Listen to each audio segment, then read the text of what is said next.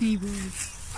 So I've not done a video diary for a few weeks now because I've been incredibly busy running around after 8 puppies. As you've seen from the videos that we've done, a lot of work goes into these pups to make sure that they are happy, stable, well-rounded adult dogs as they grow. And that is just part of being a responsible breeder. All of the things that we've talked about are things that in reality all breeders should do.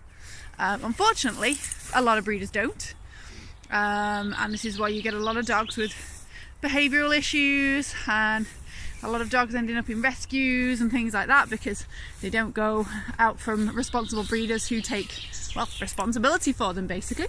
Our puppies, I mean, they're going to start going to their new homes this weekend. They're going to be 10 weeks old, and they all go with a contract that says anything happens to any of these puppies or anything happens to any of their families, they can't stay with them anymore, they come back to me. They never ever ever end up in a rescue. When I first started thinking about dog breeding, that was something I was very, very concerned about because I've worked in rescue for a long time. I've had lots of rescue dogs. I will still always have rescue dogs. And I always knew that I didn't want to be part of that problem. There's enough homeless dogs in the world as it is. And I didn't want to be adding to that. So the important thing for me is, and being part of Wolf, is that responsible breeding means you are responsible. You brought these puppies into the world and you're responsible for them forever, until they die. You know, if one of my puppies, when it's 15 years old and something happens and its owners can't keep it anymore, it's still going to come back to me. And that's just being a responsible breeder. And unfortunately, 99% of breeders aren't. There is a huge difference between being a pure breed breeder or a backyard breeder or whatever and a responsible breeder. You can breed pure breed dogs and still be a backyard breeder. You can be a responsible breeder and breed crossbreed dogs. It's, you know, it's not about what they are, it's about how you've bred them. Have you tested them? How have you raised them? Are you responsible for them forever? How much planning went into this litter? You get a lot of people who breed sports mixes, who do, you know, agility and flyball and stuff like that. And a lot of those dogs are mixes, but they're purposely bred. They're bred with a goal. They're not just thrown two dogs together. And they test them and they socialise them and they do everything that we've been doing. And them just being a crossbreed doesn't make them irresponsible. It's about how they've raised them. It's the person that's doing the work behind it, not just what the animal actually is. You can get an awful lot of pure breed dogs that are badly bred by very, very irresponsible people, and puppy farms are a massive example of this, but there's a lot of little backyard breeders that do it as well, and they think, oh well, I've got 2 of this kind of dog, I'll just breed them together and have some puppies, and that's that. And it's not. There's a whole lot more that goes into doing it properly, and making sure that you have the best for these puppies for the rest of their lives. And it's hard work. It takes years of planning. It's, you know, it's a long-term thing, and it's something that I'm very, very passionate about. A lot of people will say, oh, but if you're breeding dogs, you're contributing to all the dogs in rescue, which is not true. If it was, I would never breed. It's as simple as that. We need responsible breeders to work alongside the rescue organisations so that eventually we can stamp out the problem. And part of it comes from buyers as well.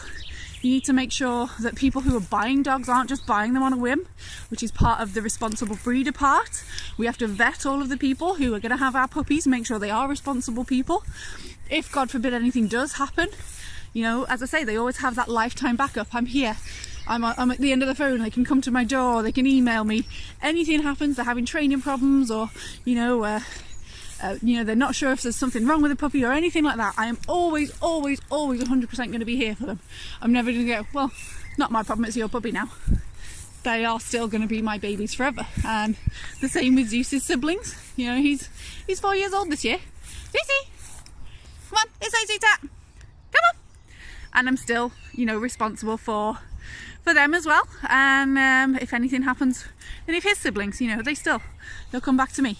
And I still get, you know, contact from all of the owners, and occasionally I'll get asked for training advice and things like that with certain behavioural issues and all sorts of stuff. So it is a really, really big thing to do. It's a lifetime commitment for these dogs, and ends up being a lifetime commitment for you, really. You know, if you breed one litter, that's still 15, maybe 20 years if you're really lucky with some of these guys.